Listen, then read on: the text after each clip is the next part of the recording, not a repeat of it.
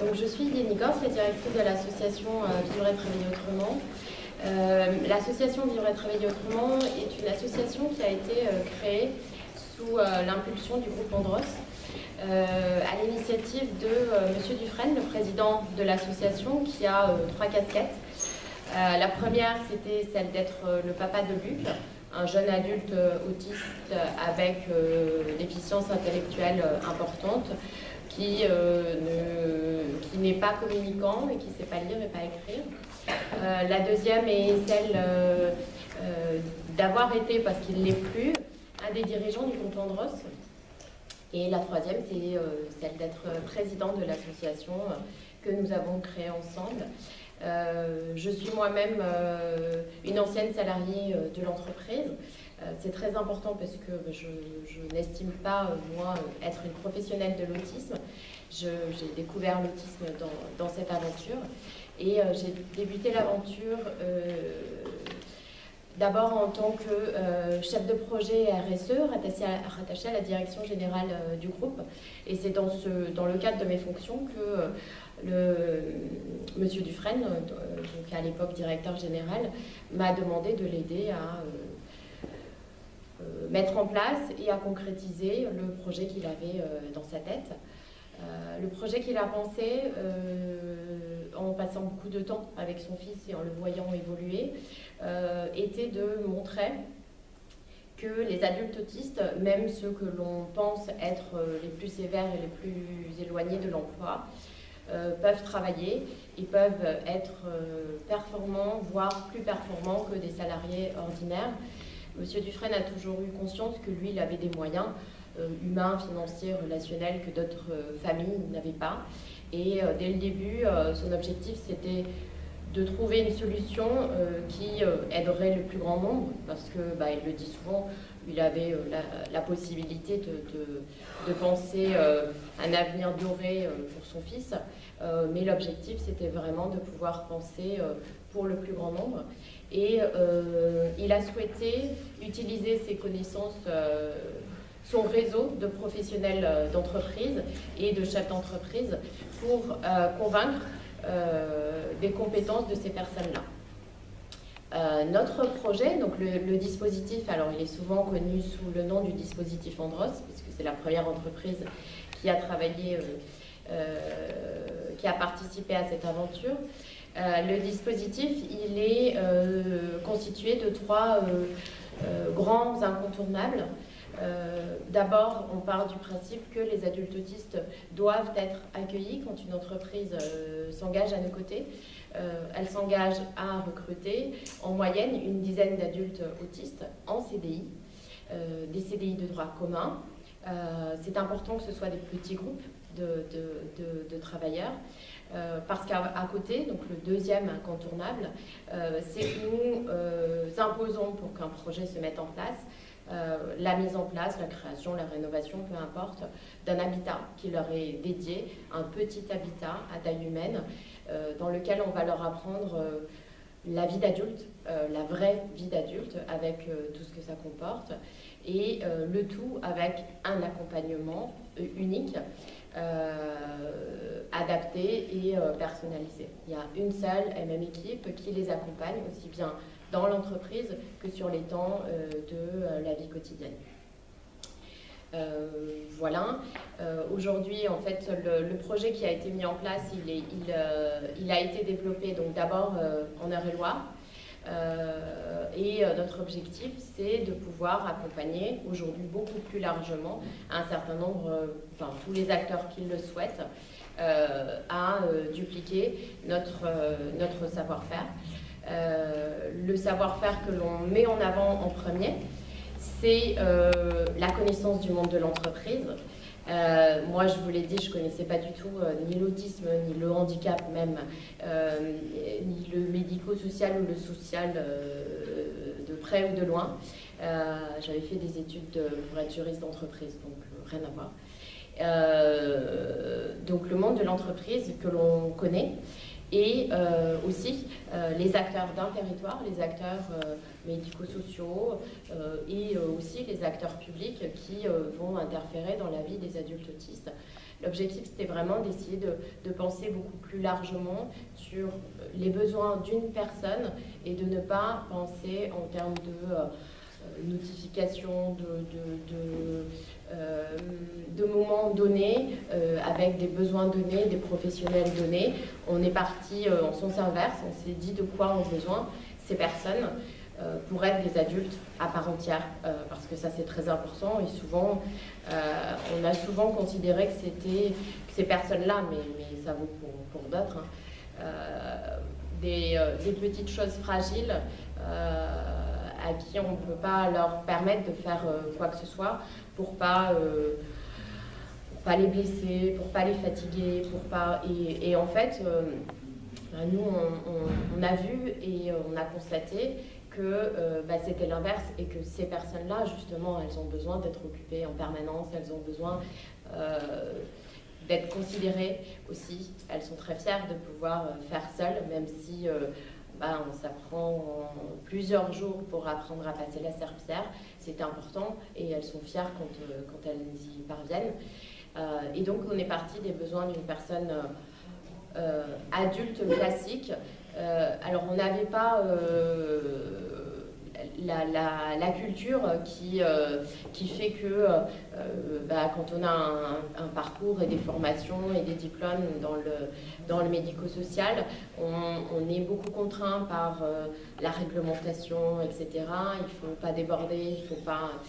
Et l'avantage, c'est que moi, quand on m'a demandé de devenir ensuite la directrice d'un SAMSA, je ne connaissais pas tout ça, et que du coup j'ai osé peut-être beaucoup plus en se disant l'objectif c'est d'y arriver, et nous par exemple on va imposer à l'équipe de prendre des risques. C'est important de prendre les risques parce que dans la vraie vie on en prend tous les jours, et du coup ce qui fait un petit peu notre force au global, c'est peut-être on s'est fait aider, on a pris appui de personnes qui savaient, évidemment, mais à la base, le fait qu'on ne sache pas, c'était important parce que peut-être qu'on a osé aussi beaucoup plus et qu'on avait un regard différent. Donc ça, c'est très important de vraiment bien prendre... avoir conscience que c'est possible et qu'il faut peut-être sortir un petit peu de ce qu'on a pu apprendre jusqu'à présent. Et donc ça, c'est une des forces que nous avons, nous, dans la mise en place de ce projet, c'est qu'on avait cette innocence, je dirais, pour ma part, de ne pas savoir, de ne pas connaître, et du coup d'oser. Et puis la connaissance du monde de l'entreprise, de ses enjeux, de son langage, de son rythme, de ses contraintes et aussi de ses exigences. Et en fait, on est vraiment parti de là pour penser, moi quand on m'a dit on va accompagner des adultes autistes, pour moi c'était des adultes avant tout, parce que je ne suis pas maman, je ne suis pas concernée, et que j'ai pas... pour moi, quand je vois des jeunes adultes autistes, ce sont des adultes, ce ne sont pas des enfants. Et du coup, on a pensé vraiment le dispositif par rapport à eux, et comme une salariée, comme un adulte ordinaire, pour être intégré dans la société, pour avoir une place dans la société. On s'est dit, on a besoin de quoi, nous, pour être intégré. On a besoin d'un travail, parce que malgré tout, c'est un petit peu ce qui fait que le reste découle. On a besoin, avec un travail, on a un salaire, on peut se payer un logement, on peut avoir des activités, etc. Et donc c'est comme ça qu'on a pensé, nous, les choses, sans même penser à la base dans quelle case ça rentrerait, ou si ça rentrerait dans une case ou pas. On avait une idée de base en se disant si on veut qu'ils deviennent des adultes à part entière, intégrés dans une société réellement, avec une utilité sociale, qu'est-ce qu'il leur faudrait? Et donc petit à petit, avec les acteurs d'un territoire, donc en l'occurrence en Eure-et-Loir, nous avons construit, alors on s'est fait aider forcément, on a construit un dispositif qui permettent au maximum de répondre à toutes les questions que nous nous étions posées et à remplir un petit peu les cases. Donc le projet a été construit au début grâce au soutien. Donc nous avons mis en place un partenariat avec la Maison départementale des personnes autistes de Chartres, qui est un service qui a été intégré aux hôpitaux de Chartres. C'est une structure, pour ceux qui connaissent, qui a été créée par le docteur Constant.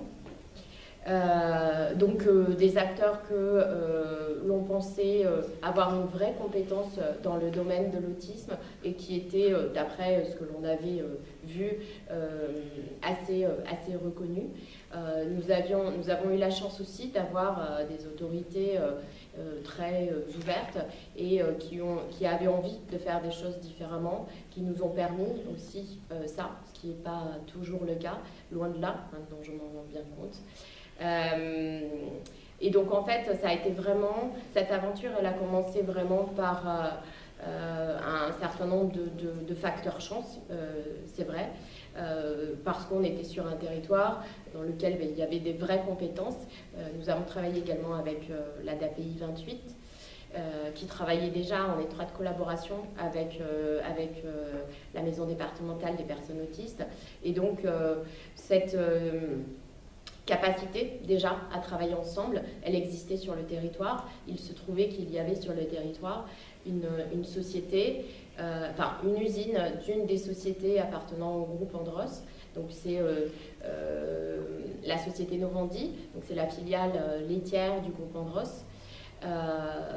Et c'est important pour nous de commencer cette aventure dans une usine comme celle-ci.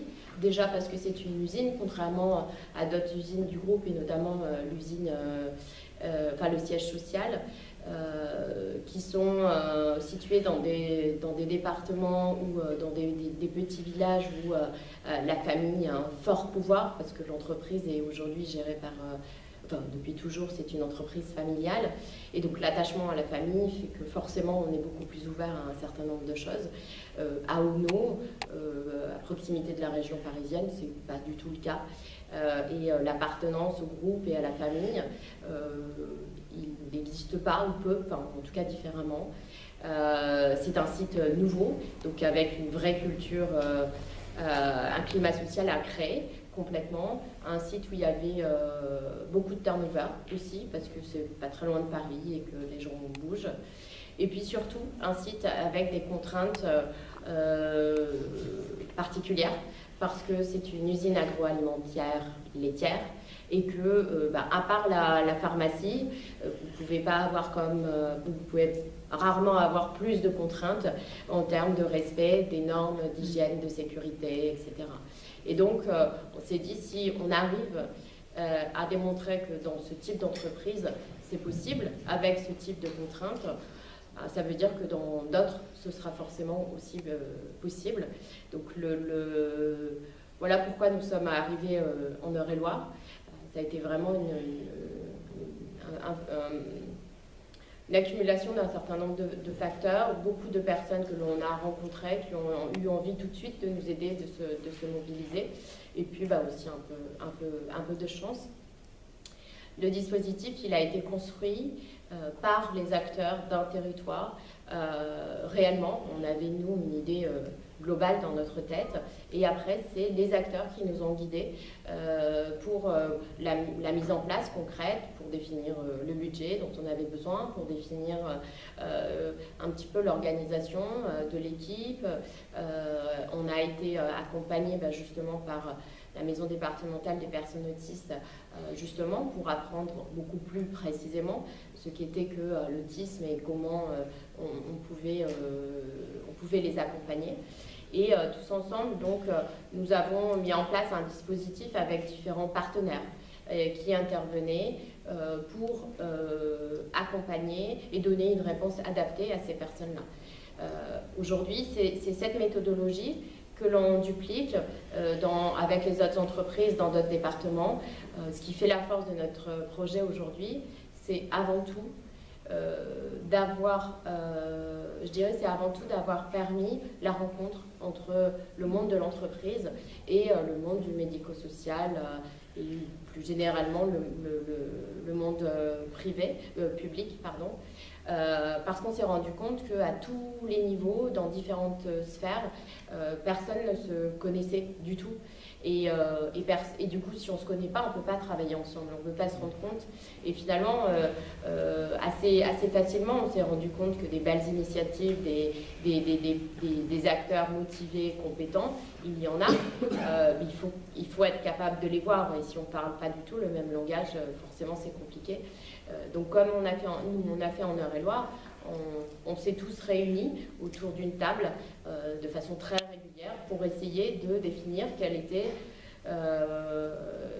les meilleures réponses à apporter à ces personnes-là que nous avions identifiées. Et donc, nous avons mis autour de la table le conseil départemental, l'agence régionale de santé, la MDPH, les professionnels de l'autisme, l'ISAT et l'entreprise. Et tous ensemble, nous avons signé une charte d'engagement, l'engagement de permettre à une dizaine d'adultes autistes d'avoir à terme, si c'était adapté, après des évaluations, etc., bien sûr, un emploi en CDI à mi-temps dans l'entreprise et un lieu de vie adapté aussi. Donc ça, c'est le partenariat qui est très important et que l'on a souhaité mettre en place, parce qu'au début, on n'avait pas les compétences nécessaires, mais qui était nécessaire de toute façon. Et que l'on reproduit au quotidien dans les autres départements. Parce qu'à chaque fois, finalement, c'est un nouveau projet que l'on crée, parce que dans chaque département, il y a des bonnes pratiques, il y a des acteurs motivés, il y a des bonnes initiatives. Et l'objectif, c'est vraiment de travailler tous ensemble et de se nourrir les uns les autres des différentes expériences. Et en étant tous ensemble autour de la table, d'apprendre à se connaître et à travailler ensemble, à parler un même discours, à comprendre les enjeux des uns et des autres. Et donc, dans le cadre de ce projet-là, par exemple, c'était la première fois que des acteurs, par exemple des tutelles, allaient dans des sites de production, dans des usines. Nous, on fait visiter les sites à l'ensemble des acteurs qui vont être concernés par le projet, comme l'entreprise va visiter des établissements médico-sociaux, etc. C'est important vraiment ça, que tout le monde se connaisse bien. Donc voilà, je dirais que notre force aujourd'hui, c'est d'avoir compris qu'il fallait un maillon. Moi, je parle souvent de maillon de traduction. Moi, j'estime pas être une professionnelle de l'autisme, mais je connais le monde de l'entreprise et mon objectif, c'est d'aider les uns et les autres à se connaître par le biais de l'autisme, certes, mais ça peut s'appliquer au handicap et à toutes les différences en général, d'apprendre à se connaître parce que dans tous les territoires, il y a des choses bien qui se font. Ce que je ne vous ai pas dit, c'est que ce qui fait aussi la nouveauté de ce dispositif, mis à part le fait qu'on crée une sorte de partenariat public-privé systématique, c'est le profil type des adultes autistes que nous accueillons. Parce que contrairement à ce qu'on a essayé de nous faire comprendre au début, parce que même les acteurs très performants, très compétents d'Eure-et-Loir n'y croyaient pas vraiment.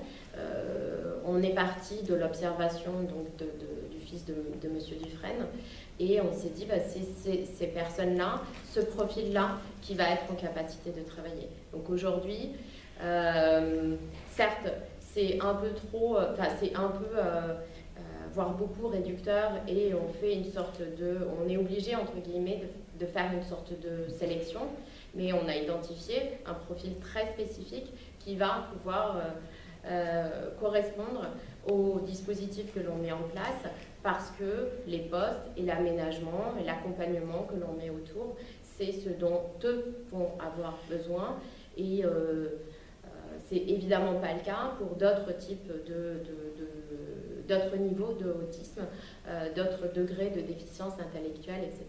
Donc ça, c'est très important. Nous, on est parti des adultes autistes qui pour la plupart ne savent pas lire, pas écrire, qui n'utilisent pas la communication verbale pour échanger, pour communiquer. Donc concrètement, pour vous donner une idée, ce sont des adultes autistes qui, avant d'arriver chez nous, étaient en famille sans solution, ou pour ceux qui avaient une notification, c'est plutôt des profils femmes ou masses. Les plus éloignés du monde de l'emploi et pour qui personne, ni les encadrants, ni même les familles, ne pensaient un jour qu'ils sont en capacité de travailler. C'est justement parce qu'ils ont ces difficultés que c'est eux les plus performants par ailleurs dans des entreprises ou sur des postes très spécifiques. Et donc ça a nécessité d'accompagner l'ensemble du territoire, même les professionnels de l'autisme, à oser tenter l'expérience, mais aussi accompagner les familles, parce que évidemment pour la plupart ça a été un parcours du combattant tout le temps, et on a cessé de dire à des familles que toute une vie, leurs enfants ne pourraient rien faire et seraient à la charge d'eux. Et d'un coup, nous, on arrive et puis on vient leur dire que c'est possible et que non seulement ils ont la capacité de travailler, mais qu'en plus, ils vont pouvoir signer des vrais CDI dans de vraies entreprises. Et c'est vrai que ça, c'est important et ça chamboule beaucoup. On n'avait pas anticipé au début l'accompagnement qui était nécessaire pour les familles. Tout début du projet, nous avions pensé que la plus grosse difficulté, le plus gros du travail que l'on aurait à faire, ce serait de convaincre les entreprises. Aujourd'hui, c'est ce qui nous prend le moins de temps parce que ce sont les entreprises qui viennent nous voir aujourd'hui. Donc ça, finalement, c'est assez simple. Ce qui est compliqué, c'est d'arriver sur un territoire à provoquer la rencontre d'acteurs qui ont l'habitude de faire autrement depuis des années, d'accepter que nos dispositifs ne rentrent dans aucune case budgétaire. Et forcément, la première chose quand on arrive dans un territoire, les tutelles doivent nous faire rentrer dans des cases. Et c'est compliqué de nous faire rentrer dans des cases sans dénaturer qui on est. Donc on y arrive parce qu'on a eu de la chance aussi pour l'instant, quasiment à chaque fois que le projet s'est déployé sur différents territoires, on a rencontré des acteurs qui avaient envie, qui étaient motivés, qui étaient en capacité de faire un petit peu en dehors du cadre, qui avaient cette envie d'innover. Donc à chaque fois, on a trouvé des solutions qui ne sont pas toujours les mêmes d'ailleurs sur les différents territoires. Mais voilà, c'est vrai que le fait qu'il n'y ait pas de cases existantes aujourd'hui dans nos dispositifs, c'est ce qui va freiner un petit peu le déploiement. Et puis après, le travail que l'on fait, c'est d'accompagner les différents acteurs médico-sociaux à qui on va transmettre notre savoir-faire et nos outils au monde de l'entreprise, parce que des structures qui ont une forte compétence et connaissance dans le monde, dans l'autisme, il y en a, sauf que rares sont ceux qui connaissent réellement le monde de l'entreprise, et c'est là où on va pouvoir venir en soutien. Donc aujourd'hui, on a mis en place le projet AONO, d'abord, le projet pilote qui accompagne aujourd'hui 11 adultes autistes, dont 10 en CDI depuis... ils sont accueillis de façon progressive, hein. On n'accueille pas 10 salariés autistes d'un coup, évidemment, mais voilà, le salarié autiste, le premier travailleur autiste, il est arrivé en 2014 à ONO, et ils sont tous arrivés de façon progressive.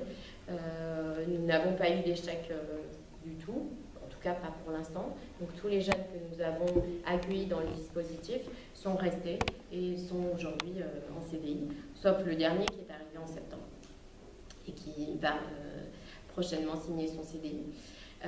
Ça, c'est le projet que nous avons mis en place à ONO, en Eure-et-Loire, avec un lieu de vie adapté.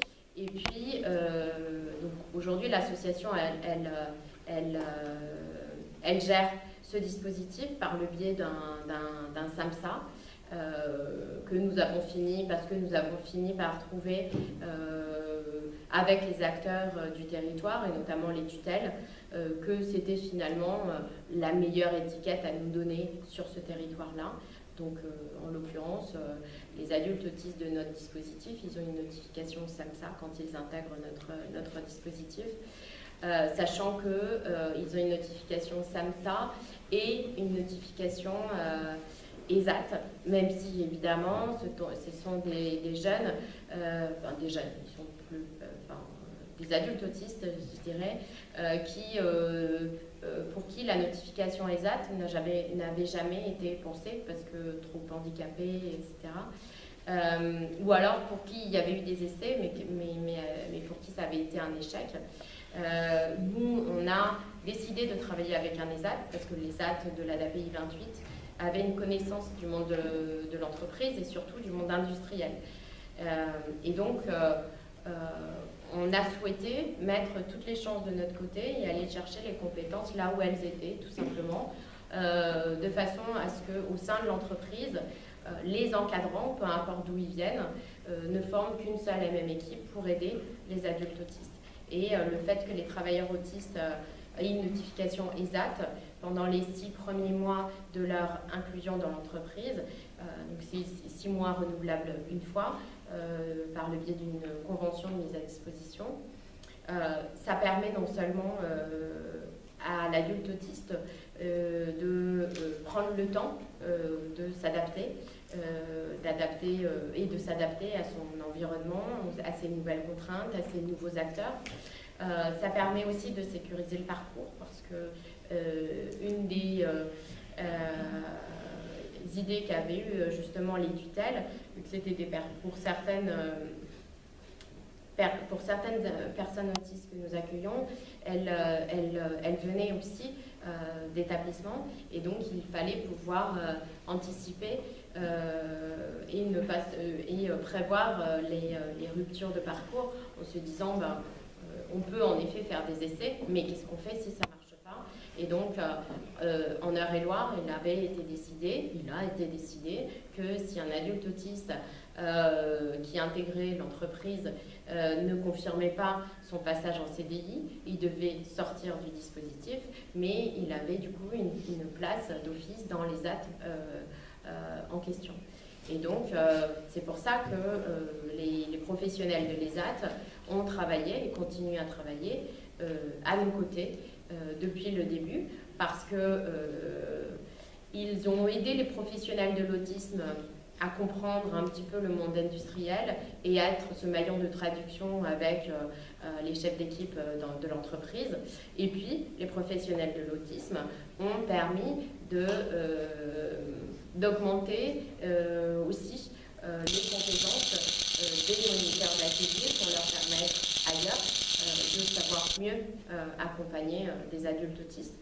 Et du coup, ce transfert de compétences, ce partage de savoir-faire, pour nous, il est très important parce que ça sert pour les jeunes que l'on accompagne, mais du coup, toutes les structures qui portent nos dispositifs aujourd'hui accompagnent d'autres personnes autistes, d'autres personnes handicapées, et le fait de créer cette culture de partenariat, d'équipe, ça sert aussi pour l'après. Donc les adultes autistes à Ono, en tout cas, ils sont accompagnés au début par un moniteur d'atelier de l'ESAT et par notre équipe de professionnels de l'autisme, donc de l'association qui viennent du SAMSA. Et donc, au bout de 6 mois ou maximum 1 an, les adultes autistes perdent la notification ESAT s'il y a une signature de CDI, et ils gardent du coup la notification SAMSA pour l'accompagnement au quotidien. Donc, il n'y a pas de rupture dans l'accompagnement, ce sont déjà les mêmes acteurs. Et l'adulte autiste qui intègre le dispositif, il intègre d'office aussi l'habitat et du coup tout l'accompagnement qui est pensé pour eux l'après-midi. Les après-midi, vu le profil des personnes que nous accompagnons, c'était important pour nous de penser d'abord des emplois à mi-temps, parce que ce sont des personnes qui n'avaient jamais travaillé avant, et surtout parce que ce sont des personnes qui ont aussi besoin d'apprendre tout le reste, les actes de la vie quotidienne, à devenir des adultes à part entière, et forcément, ça prend du temps. Et donc c'est pour ça que c'était important pour nous de penser des dispositifs avec un emploi en CDI à mi-temps, en sachant que peut-être qu'à terme, certains des adultes autistes que nous accompagnons pourraient travailler davantage, un peu plus ou à temps plein, mais ça on va faire évoluer au fur et à mesure. Au début, c'est systématiquement un mi-temps. Et l'après-midi, notre objectif, c'est de les accompagner dans des activités d'adultes, des vrais. Et donc, ils sont occupés tout le temps, ils ont un emploi du temps, ils ont des activités de 3/4 d'heure environ, par petits groupes. Et par petits groupes, ils ont donc un emploi du temps, un planning qui est fixe, pas qui est fixe, qui évolue tous les jours, mais qui est cadré jusqu'à 19h. Et à partir de 19h, c'est un peu plus souple. Dans ces lieux de vie-là, donc nous, notre lieu de vie, c'est la maison du parc, ça s'appelle la maison du parc parce qu'on est c'est la ferme du château d'Auneau qui a été rénovée, et donc la maison du parc. C'était important pour nous de l'appeler la maison du parc parce que c'est vraiment leur maison, et que quand vous rentrez dans cette maison-là, alors elle est certes très grande et très belle, mais ça c'est pas ce qu'on duplique. Dans l'état d'esprit, c'est vraiment une maison où ils ont tous un rôle à jouer, un rôle important, et ils sont tous acteurs de tout ce qui est prévu dans la maison. C'est-à-dire que dans l'établissement, il n'y a pas de personnes extérieures qui viennent faire le ménage, il n'y a pas de personnes extérieures qui viennent faire la cuisine, il n'y a pas... c'est eux qui font tout ce qui est nécessaire à faire dans la maison. Donc ils font les courses, ils font la cuisine, ils font la vaisselle, ils entretiennent le parc, ils entretiennent le poulailler, ils utilisent les œufs des poules pour faire à manger. Voilà, l'objectif c'était vraiment de se dire si on veut leur apprendre la vraie vie et peut-être qu'ils aient un minimum d'autonomie après, il faut que tout de suite ils aient les automatismes, et donc tout ce qu'un adulte à part entière est censé pouvoir faire, on l'accompagne. Alors oui, c'est ce que je disais, parfois ne serait-ce que d'apprendre à passer le balai, le temps qu'on grille tout l'établissement, enfin tout le studio pour apprendre de faire colonne par colonne, etc. Et ça va prendre beaucoup de temps, mais au moins on sait qu'il aura appris. C'est certain que ça va beaucoup plus vite si c'était fait par l'encadrant. Mais une des consignes, nous, qui sont très importantes, et une de nos règles phares, c'est aussi d'interdire strictement, et c'est écrit en gros, en gras partout, qu'il est strictement interdit de faire quoi que ce soit à leur place. Donc on va prendre du temps, et que couper une tomate, ça peut peut-être prendre 3 heures, mais au moins il saura faire, et il aura appris. Donc ils vont faire du vélo en ville, ils vont acheter leur pain à la boulangerie, ils vont à la boucherie, etc. Tout ça, c'est réellement possible. Ça nécessite, je dirais, un engagement de tous. Donc quand on déploie un projet, c'est d'abord une entreprise, mais c'est aussi tout un écosystème local. Parce qu'évidemment, tout ça, ça ne fonctionne pas comme ça. Avant l'arrivée des adultes autistes, on va sensibiliser tout l'écosystème, la ville où ils vont vivre. On fait autour de la table, il y a aussi souvent la mairie, la commune, les différents porteurs d'associations à côté, parce que notre objectif, c'est vraiment qu'ils puissent vivre le plus normalement possible en bénéficiant des infrastructures locales. Donc on essaye de mettre en place des habitats dans un cœur de ville pour qu'ils puissent aller à pied, à la boulangerie, à la boucherie, etc. Et puis après, on a sensibilisé l'ensemble des commerçants, l'ensemble de la communauté de communes et des commerces et des infrastructures pour s'assurer que quand les adultes autistes vont arriver et demander du pain avec une pancarte, que personne ne soit choqué et surtout que tout le monde joue le jeu. Donc après, ça nécessite de communiquer, de parler, d'embarquer, de sensibiliser, d'expliquer.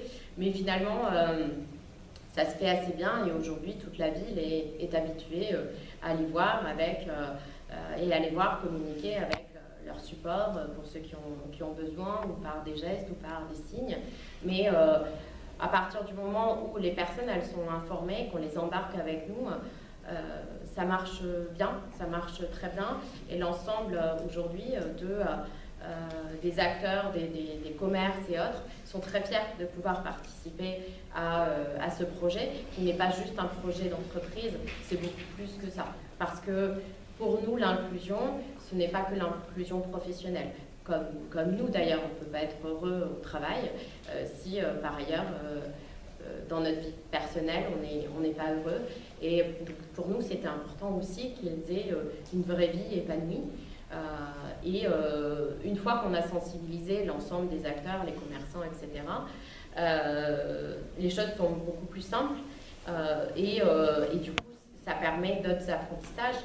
Donc, dans les activités, donc je vous ai expliqué les activités de vie quotidienne et d'autonomie qu'ils avaient, mais ils ont évidemment dans la journée aussi des activités de loisirs, des activités culturelles, sportives, mais avec toujours l'intérêt, la nécessité d'apprendre et est-ce que c'est vraiment utile dans une vraie vie d'adulte, parce que, en effet, passer une après-midi à jouer au domino, peut-être que dans un sens, au bout du bout, il peut y avoir un apprentissage, mais toutes les après-midi, peut-être pas.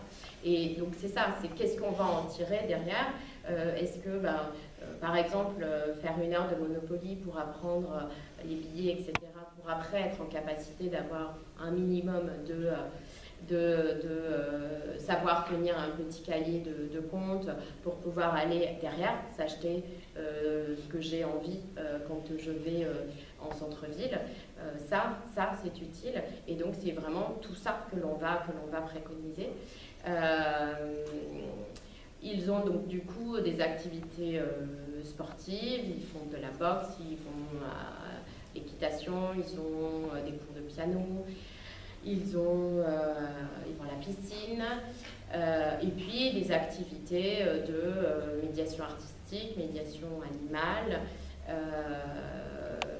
des temps d'entretien individuel. Ils participent aussi aux besoins de la maison, mais on va dire un petit peu plus administratif, c'est-à-dire qu'ils participent à la réalisation des séquentiels, ils participent à la réalisation, par exemple, à un moment c'était les jeunes qui avaient la capacité de le faire, qui me faisaient mes cartes de visite, je les imprimais et puis ils découpaient, ils plastifiaient et j'avais de belles cartes de visite. Voilà, donc l'objectif c'est vraiment qu'ils soient acteurs de tout ce que l'on fait, de tout ce qui s'y passe. Ils sont forcément mobilisés. Donc ça c'est le fonctionnement et ça c'est la vie au quotidien du SAMSA du Parc et à la Maison du Parc. Et puis donc ce projet aujourd'hui il se déploie petit à petit, mais il se déploie. Et donc l'objectif de l'association c'est de pouvoir accompagner d'autres acteurs, d'autres territoires à faire ce que nous avons fait. On ne souhaite pas du tout porter en propre, nous, de gérer X établissements ou X services médico-sociaux, parce que, je vous l'ai dit, c'est pas notre fort forcément, c'est pas ce que l'on sait faire, c'est pas notre valeur ajoutée, et que dans des territoires, beaucoup d'acteurs savent faire ça. Nous, notre valeur ajoutée, c'est convaincre le monde de l'entreprise et du coup créer ce lien manquant, ce lien de traduction entre le monde de l'entreprise et le monde du médico-social en général. Donc aujourd'hui, on accompagne un certain nombre d'autres entreprises parce que notre objectif, comme je vous l'ai dit, c'était vraiment que le projet soit porté par tous et de créer cet effet boule de neige pour montrer que c'est possible à tous, pour tout le monde, et du coup que ça ne reste pas cloisonné à Andros, surtout pas. Et justement, on voudrait se détacher de ce nom du projet Andros Justement, non, on n'a pas besoin d'être un papa d'un adulte autiste pour se rendre compte de ses compétences. Et c'est ça que l'on va essayer, nous, de porter avec un regard entreprise. Quand on convainc les entreprises, on sort notre casquette d'entreprise et on arrive à convaincre d'autres grandes entreprises que, avec une sensibilité sur l'autisme, sur le handicap ou pas, ils ont tout intérêt à recruter ces personnes-là.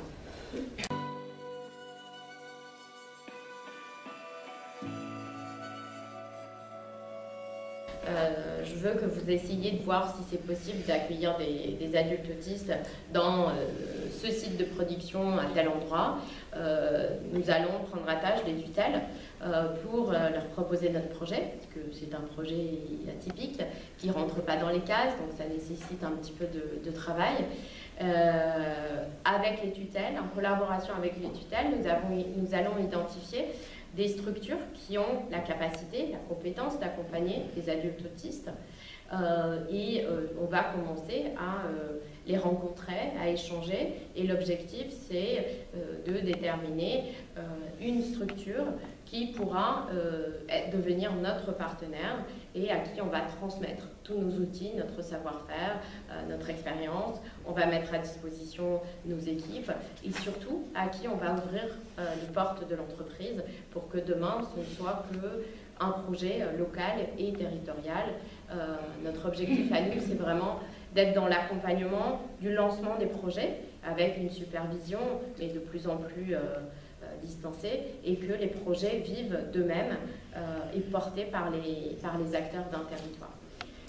Aujourd'hui, nous travaillons en collaboration avec le groupe L'Oréal qui s'est engagé à dupliquer le projet sur au minimum 5 de leurs sites de production. Donc il y en a deux, il y en a un qui accueille déjà des adultes autistes et le deuxième, le premier travailleur va arriver dans quelques semaines. Nous travaillons avec la société Cervère, donc à Roissy, qui pareil s'est engagé à recruter des adultes autistes sur les 4 de ces sites de production de Roissy, avec à chaque fois du coup qui s'est engagé à recruter par groupe de 10, donc entre Roissy et Orly, parce qu'ils ont 2 sites de production à Orly. La directrice générale s'est engagée à nos côtés pour que, à terme, alors ce sera peut-être que dans 5 ans, mais à terme, Cervère emploiera environ 80 adultes autistes en CDI, parce que c'est exactement le type d'entreprise qui a la possibilité, des postes qui leur sont adaptés. La directrice générale de Cervère, par exemple, elle n'est pas du tout concernée, elle n'est pas ni de près ni de loin. Elle a vu le TF1 qui a été fait, le Cépalis qui a été fait sur notre dispositif à la télévision, et elle s'est dit, mais moi j'ai besoin de ces compétences-là. Elle n'a pas vu l'autisme ou le handicap. Elle a vu que le directeur d'usine dans le reportage était en train d'expliquer tout ce qu'il pouvait apporter à une entreprise. Et elle s'est dit, c'est justement ces salariés que je cherche. Et c'est elle qui nous a contactés et qui a souhaité collaborer avec nous. Donc aujourd'hui, Cervère accueille 3 salariés autistes. Donc Cervère, sur plusieurs sites. Nous travaillons aussi avec une autre société qui fait partie du groupe LVMH, qui s'est engagée aussi à mettre en place le projet sur 2 de ces sites de production. Nous travaillons avec Jiffy, donc à Villeneuve-sur-Lot, qui a souhaité se lancer dans l'aventure et qui accueilleront des adultes autistes a priori en septembre. Nous collaborons avec le CEA de Grenoble également pour une inclusion prévue en fin d'année, si tout va bien. Il y a un autre projet qui s'est mis en place en Corrèze, dans une usine de confiserie. Donc les adultes autistes fabriquent des bonbons. Voilà, et donc on a un certain nombre de projets qui vont voir le jour. Donc, parce qu'en fait, la mise en place de notre projet, il y a 6 à 9 mois que l'on fait nous en amont pour la préparation de l'entreprise, des postes, la sensibilisation, la communication, etc. Et quand on sollicite les acteurs médico-sociaux, c'est, je dirais, 6 mois après le début de notre travail, et donc l'inclusion d'un adulte autiste se fait en moyenne entre 9 mois à 1 an après le début du projet. Donc c'est des projets assez longs parce qu'il y a beaucoup de travail à faire en amont. Et donc aujourd'hui, d'ici la fin d'année, on aura 5 autres projets qui vont se concrétiser et des entreprises, une dizaine d'entreprises qui nous ont sollicité et qui sont très motivées, qui sont en attente d'aller plus loin, qu'on aille faire des études de poste, etc., pour voir si c'est possible ou pas. Donc aujourd'hui, ce que je vous disais, c'est loin d'être une petite expérience, c'est le fait de la possibilité de convaincre les entreprises. Je vous ai dit, en fait, elles viennent à nous, donc ça c'est quand même assez simple et c'est plutôt une bonne chose. Ce qui est important, enfin pour moi dans tout ça, c'est surtout de bien retenir que, comme beaucoup dans le monde du médico-social, beaucoup pensaient que les entreprises n'étaient pas prêtes ou ne souhaitaient pas. En fait, si, sauf qu'on ne le sait pas. Et de la même façon,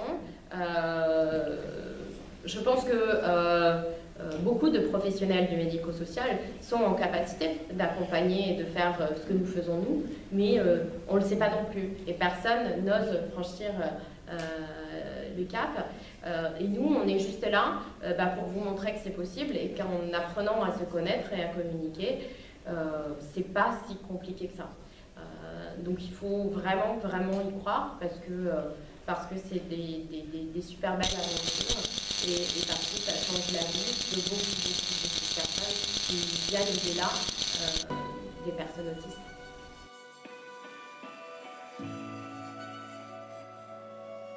La plupart des entreprises qui travaillent à nos côtés et toutes celles qui sont en attente sont venues nous voir, sont venues nous chercher en ayant vu les adultes autistes travailler. Quand il faut convaincre, je pense que, alors ce qui les rassure, et c'est très bête, hein, mais c'est justement notre casquette entreprise, c'est le fait que on soit en capacité de dire je sais de quoi vous parlez, je sais les contraintes que vous avez, etc. Et on a aussi peut-être une sorte de légitimité plus simple, juste parce que quand on se présente à une entreprise, face à une entreprise, l'entreprise, comme vous, va avoir les mêmes a priori de « oula, ils vont me demander de faire du social, etc. » Alors que parfois non, mais les entreprises vont parfois avoir souvent avoir cette crainte-là. Moi j'ai été sollicitée, donc il y a une autre entreprise qui était potentiellement intéressée, donc la Fournée d'Orient, Vendée. Et une famille nous avait sollicité et la famille avait eu un premier rendez-vous qui avait été avec la DRH de l'entreprise, qui avait été une catastrophe. Et elle avait malgré tout réussi à avoir un deuxième rendez-vous auquel elle m'a demandé de participer et de l'aider. Et le fait que, en effet, moi, en ma présence, les personnes s'adressaient à la maman en disant « mais oui, mais vous n'êtes pas objectif, c'est normal, vous allez me dire que votre fils il sait travailler, qu'il a des compétences parce que vous êtes sa maman. » Sauf que du coup, nous, on est en capacité de dire que c'est pas le cas et que peu importe en fait, moi j'ai pas d'enfant autiste et je vois les compétences de ces personnes-là et je sais les contraintes, je sais les exigences que vont avoir les entreprises. Et donc c'est vraiment dans le discours, dans la façon de communiquer. Après, on a travaillé avec le Pôle emploi de Nevers. À la rédaction de quelques guides pour savoir convaincre une entreprise, pour avoir quelques pistes. je dirais que c'est plus de la communication, c'est quel est l'objet principal d'une entreprise, c'est de produire, c'est de travailler. Et du coup, si vous commencez à parler de ce projet comme un super projet parce que c'est un jeune en difficulté qui a eu beaucoup de difficultés dans sa vie, vous l'avez déjà perdu. Parce que si vous commencez à dire, vous allez vous présenter des travailleurs handicapés qui seront beaucoup plus performants que n'importe quel autre salarié ordinaire que vous avez, là tout de suite vous intéressez. Parce que il faut, même si derrière il y a tout le reste, il faut savoir parler leur langage et se mettre au niveau de leurs contraintes. Après, vous pouvez leur dire que c'est bien dans la RSE, c'est bien par rapport à l'image, que ça fait une bonne communication, etc., etc.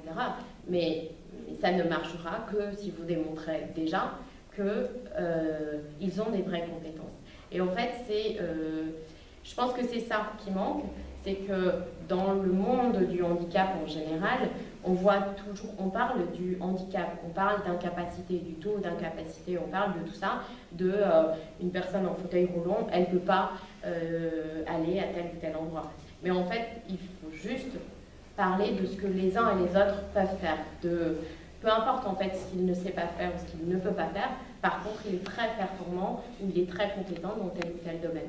Et c'est ça en fait le changement peut-être à opérer parfois, comment on présente les choses, ça c'est très important, parce que partir des difficultés de cette personne-là où elle est très gentille et tout ça, c'est pas ça l'objectif, et ce qui est vrai, concret, quantifiable même, parce qu'on l'a fait, c'est leurs compétences, et c'est ça qui fait leur force.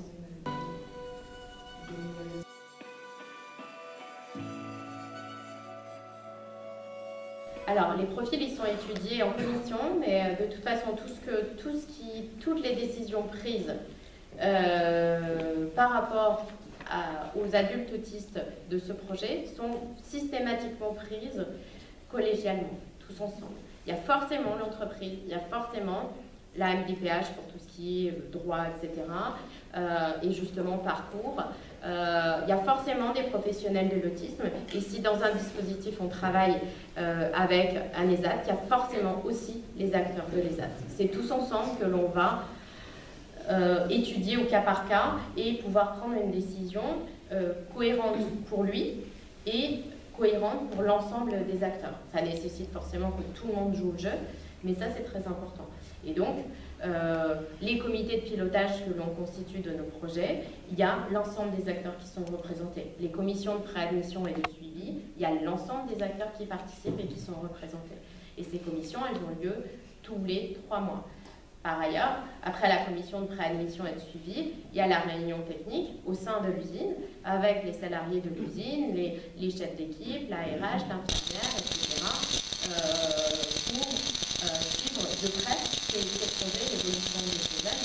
Et dans le cadre de la commission de préadmission, nous allons étudier des dossiers passés d'abord, avec, on demande un certain nombre d'éléments dans le dossier de candidature, et ensuite il va y avoir des évaluations qui vont être faites à plusieurs, avec plusieurs acteurs. Mais je dirais, on va évaluer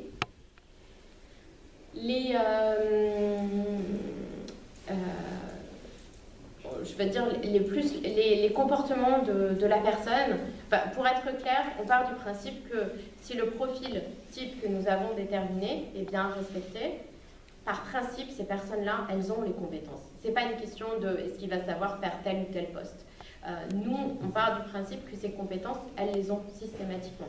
Par contre, ce qui est important à vérifier, c'est la sensibilité d'une personne et l'adaptabilité d'une personne au bruit, à la lumière, à des personnes qui passent qu'elle ne connaît pas,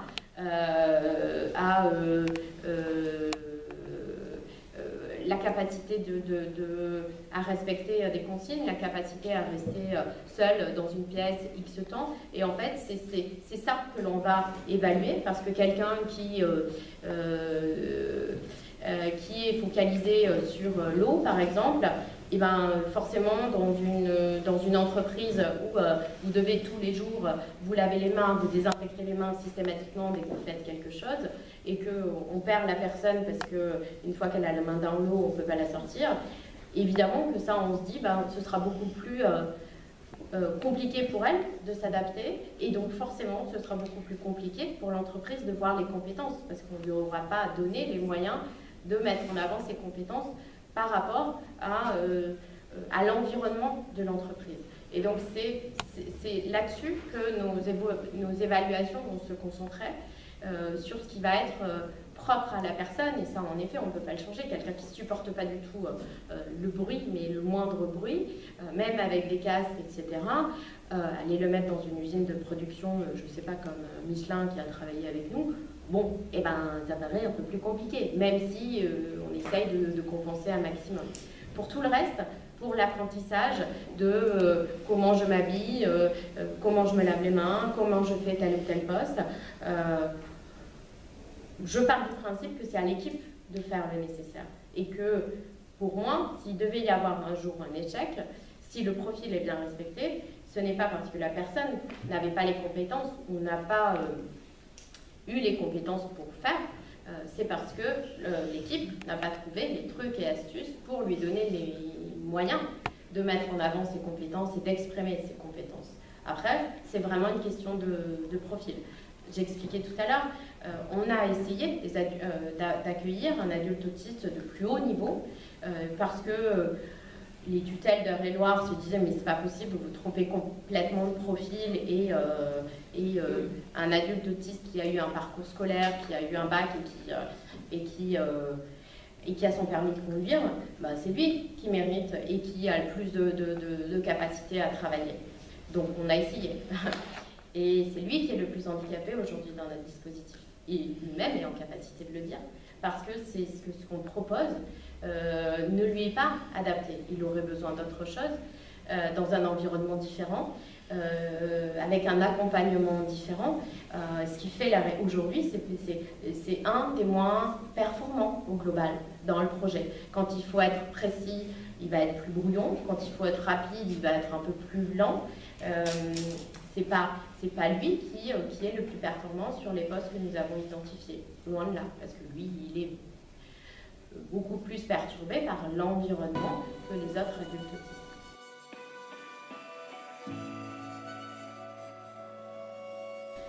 Alors, la matinée de travail, elle est complètement différente quand on est entre guillemets en rythme de croisière ou pas. La différence, c'est que je dirais que les premières semaines d'un adulte autiste, c'est lui qui va nous guider. Le fait qu'il ait la qualité de travailleur des AT nous permet que l'entreprise ne soit pas dans une quelconque exigence pour justement lui permettre de s'adapter à son rythme.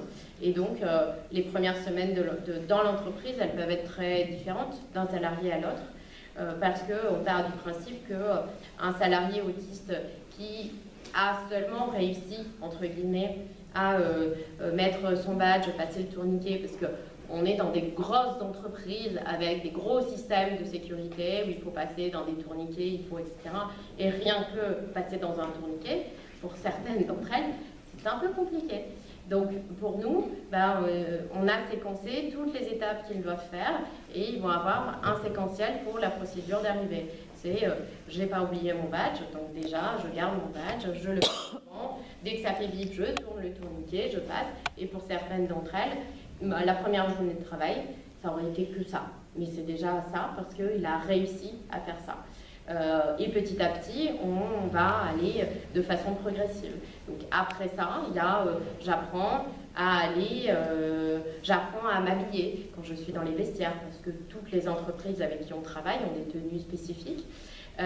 Ensuite, il y a la procédure de lavage des mains. On se lave les mains de telle ou telle façon, on se désinfecte les mains. Et donc, tout a été décomposé dans leur parcours. Parfois, ils ont 10 séquentiels avant d'arriver à leur poste de travail. Et ensuite, il y a les postes de travail. Donc, pour certains, certains d'entre eux ont mis une semaine pour être en capacité de faire une matinée entière sur une matinée entière de travail. D'autres, ça a été un peu plus long, d'autres en 2 jours, ils voulaient rester avec le reste du groupe. C'est assez variable. Une fois qu'on est en rythme, on va dire, de croisière, les adultes autistes ont un temps de pause au milieu, à peu près au milieu de leur temps de travail.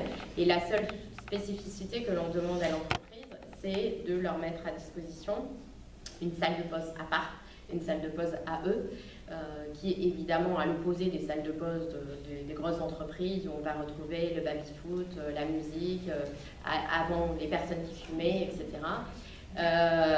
On impose qu'ils aient une petite bulle à eux, où ils peuvent se reposer, où ils peuvent avoir justement avec l'aménagement, la structuration visuelle dont ils vont avoir besoin, et là on va leur mettre à disposition ce dont ils ont besoin eux pour se relaxer.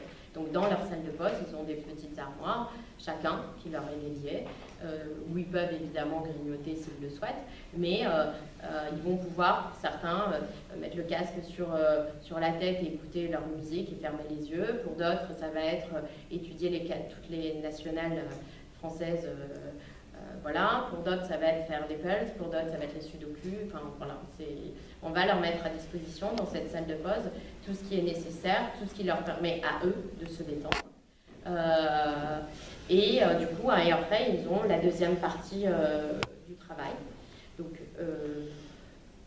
ils ne font pas tout le temps, évidemment, les mêmes postes de travail. C'est-à-dire qu'en fonction des entreprises, on définit quelles sont les exigences pour passer en CDI. Est-ce que c'est être capable de faire 3 tâches différentes, 3 postes différents, ou est-ce que c'est être capable de faire d'avoir tel rendement sur un même poste? Ça va évoluer, sachant que notre recommandation pour les entreprises, c'est dès le début de prévoir plusieurs postes qui sont adaptés pour eux. Ça permet déjà aussi d'affiner en fonction des personnes. Et puis, surtout, ça leur permet d'être tout de suite dans une sorte de polyvalence et de tout de suite devoir s'adapter à un changement. Je ne fais pas toujours la même chose. Donc après, c'est vraiment en fonction. Aujourd'hui, on a une dizaine de postes adaptés pour eux à nos bandits, en tout cas.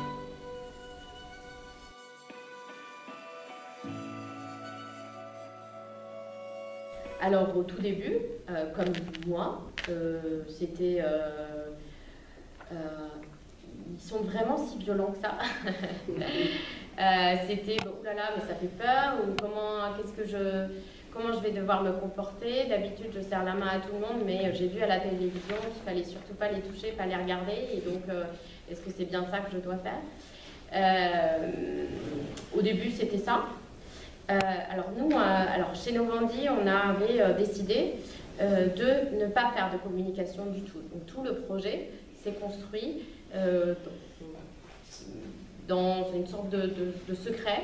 Il n'y avait qu'une équipe, l'équipe projet, la direction qui était mobilisée, mais notre objectif, c'était surtout pas de créer cet effet « waouh, il y a des adultes autistes qui arrivent, ça va être super », et puis pour que d'autres puissent dire pourquoi eux ils sont favorisés et pourquoi eux on leur déroule le tapis rouge et pas nous. Donc en fait on s'est dit pour que ça marche, il faut que ça prenne de l'intérieur. Il faut que ce soit les salariés d'à côté qui font le même travail, qui se disent que eux sont indispensables dans leur fonctionnement.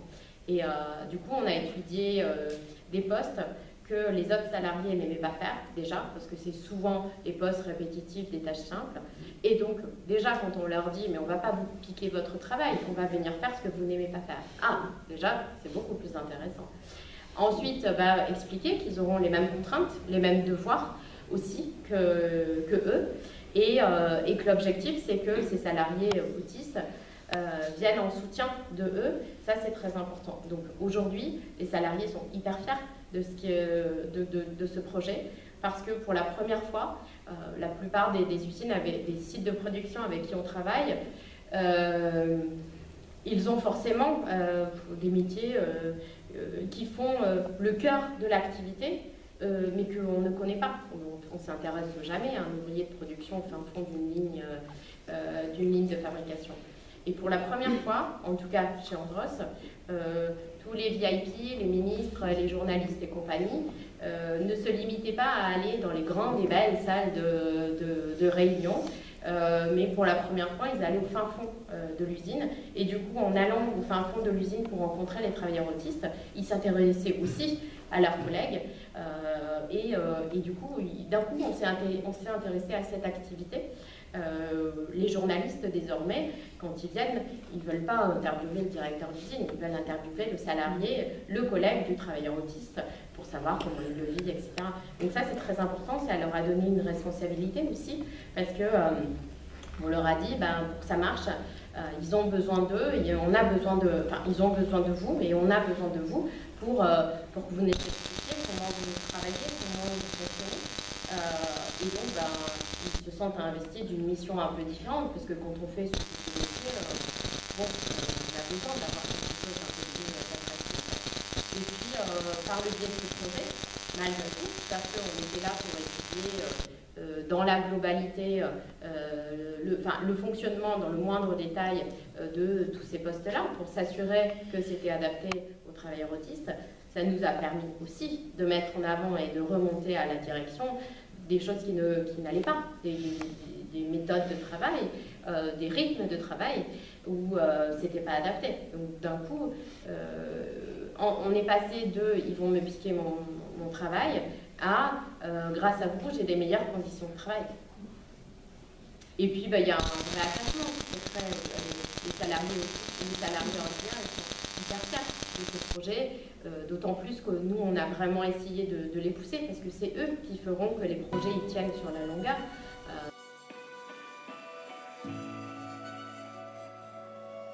En fait, pendant 6 mois, mon équipe a fait du Vie ma vie, c'est-à-dire qu'on va se transformer en salarié de L'Oréal, en salarié de... Donc je sais pas, je savais parfaitement comment on faisait des pneus chez Michelin, par exemple. Parce qu'on doit s'imprégner complètement du monde de l'entreprise, de son univers, de son langage, de son climat social. Parce que même si au début on est à des liens avec la direction qui est toute contente, toute motivée, tout ça, quand on creuse un peu, on se rend compte que c'est pas toujours aussi simple. Et c'est ça notre travail. Si c'est juste une lubie de la direction parce qu'elle a envie que ça fasse joli sur un document RSE, ça tiendra pas. Ça tiendra pas sur la longueur. Il faut vraiment que les salariés eux-mêmes aient envie de le faire et qu'ils comprennent l'intérêt. Et donc, nous, on passe beaucoup de temps. On passe beaucoup de temps avec les salariés parce que pour préparer les aménagements, la structuration visuelle, les séquentiels à destination des adultes autistes, il faut que nous-mêmes, on ait un minimum compris qu'est-ce qu'ils vont avoir à faire. Donc on devient des salariés, pendant plusieurs mois, on devient des salariés de chacune des entreprises. On passe notre temps à manger au réfectoire avec les ouvriers de production, à échanger à la pause, au café, pour comprendre qui est l'entreprise de l'intérieur et s'assurer que c'est quelque chose de réellement bien perçu de tous et à tous les niveaux.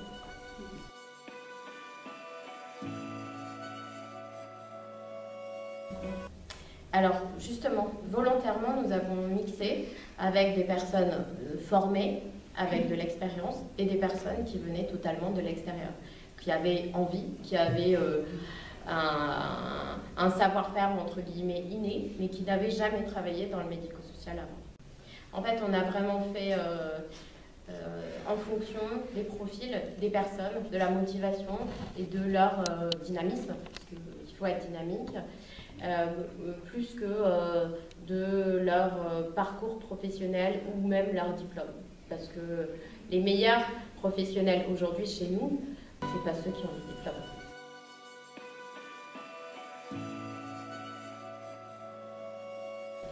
Donc sur le projet en UNO, ils rentrent systématiquement les week-ends.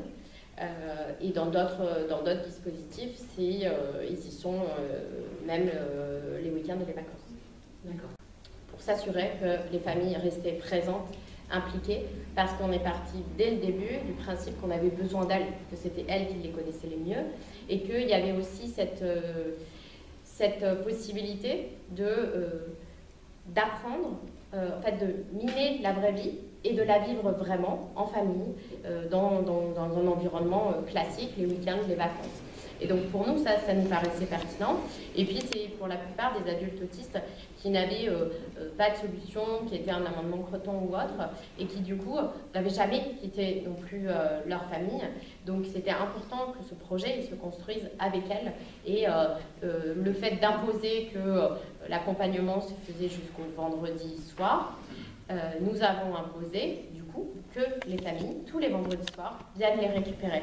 Et ça crée forcément de façon systématique une relation avec les encadrants, un échange, comment s'est passé la semaine, qu'est-ce qu'on a fait, etc. Et pareil pour les lundis matins. Voilà. Puis pour nous, c'était aussi dans l'esprit de les établissements que l'on crée, on ne les pense pas comme des foyers de vie ou des établissements tels qu'on les connaît aujourd'hui. On les pensait plutôt sur le concept de foyer de jeunes travailleurs, c'est-à-dire que comme nous, la semaine on travaille et puis le week-end on a un autre cadre, on a un autre environnement, on est en famille, etc. Donc c'était vraiment ce concept-là que l'on a pensé. Oui.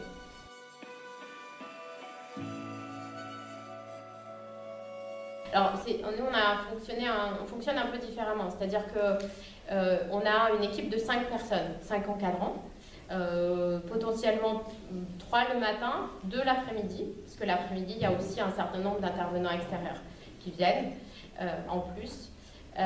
Sur ces 5 personnes, nous avons défini qu'il y avait un référent entreprise, une personne qui est systématiquement dans l'entreprise pour être le point de liaison avec l'entreprise, la personne que l'on sait qui est toujours là, et un référent maison, et les 3 autres qui doivent impérativement tourner pour bien connaître les adultes autistes dans leur journée complète. Donc comme ça, on s'assure que l'équipe au global connaît parfaitement les adultes autistes et leurs contraintes aussi, les contraintes qu'ils vivent au quotidien, aussi bien dans l'entreprise que sur la vie quotidienne.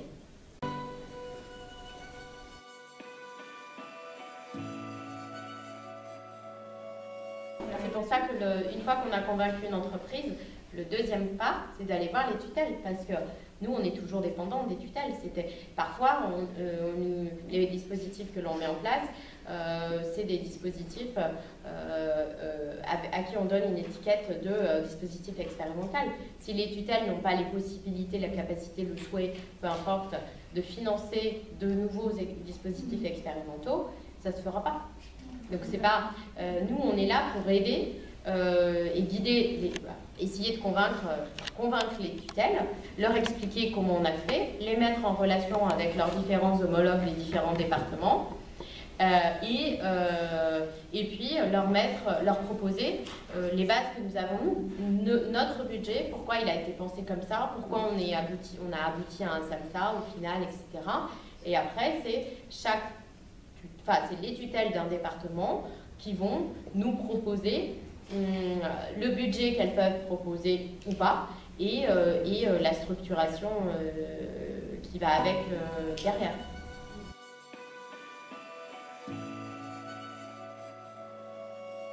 Alors non, c'est ce que je disais aussi tout à l'heure, c'est que le fait qu'on ait avec nous des très grosses entreprises, il y a eu un département où ça a été très très compliqué, on a perdu un an.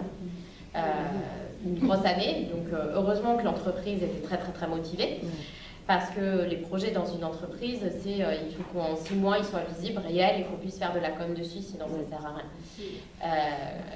Perdre un an et demi avant la concrétisation, c'est compliqué, surtout qu'on avait mobilisé du monde dans l'entreprise, etc. Donc oui, il y a eu un projet, parce que les tutelles n'avaient pas les possibilités, les moyens, bon, bref. Ça a été très long, sauf que quand on a la chance d'avoir à nos côtés des entreprises importantes, en l'occurrence, c'est la direction générale du groupe qui est allée taper là où il fallait en disant comment c'est possible qu'on nous bloque, nous, entreprises, on veut donner une chance à des salariés qui n'en ont pas, des personnes handicapées qui n'en ont pas. Et parfois, c'est en allant appeler la secrétaire d'État en lui disant c'est pas normal, moi je veux les aider, et il semblerait qu'il n'y ait pas de possibilité. Donc pour l'instant, quand on a eu des freins, la puissance de l'entreprise a fait que souvent, enfin, que ça s'est débloqué, plus ou moins vite, mais ça s'est débloqué. Après, un jour, peut-être qu'on aura un blocage définitif et que malgré la puissance de l'entreprise, on n'arrivera pas à. Mais dans ces cas-là, le projet ne se fera pas.